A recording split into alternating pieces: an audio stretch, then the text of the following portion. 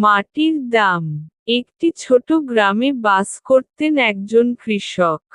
তার কাছে ছিল একটি ছোট্ট খামার, যেখানে সে ধান, গাজর এবং অন্যান্য ফসল ফলাত।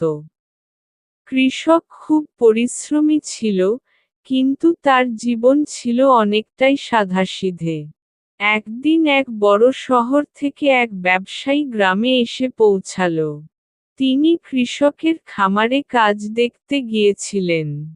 ব্যবসায়ী কৃষককে বললেন, তোমার খামারের মাটি বেশ ভালো।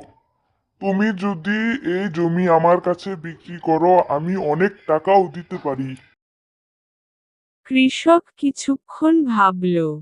তিনি জানতেন, তার জমির দাম বেশি, কিন্তু তিনি কখনোই মাটির মূল্য নির্ধারণ করতে পারেননি।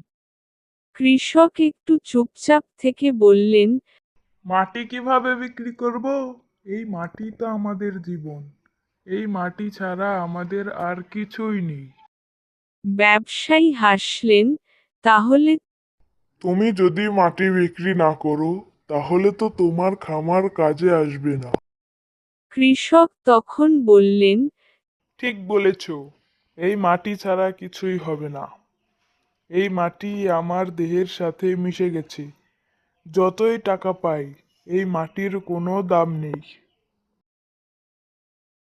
ব্যবসায়ী একটু অস্থির হয়ে গিয়ে চলে গেলেন। কিন্তু কৃষক জানতেন, মাটির যে মূল্য তা কখনো টাকায় পরিমাপ করা সম্ভব নয়।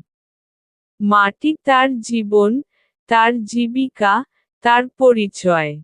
এই গল্পটি আমাদের শিখিয়ে দেয়, কিছু জিনিসের দাম কখনোই টাকায় মাপা যায় না।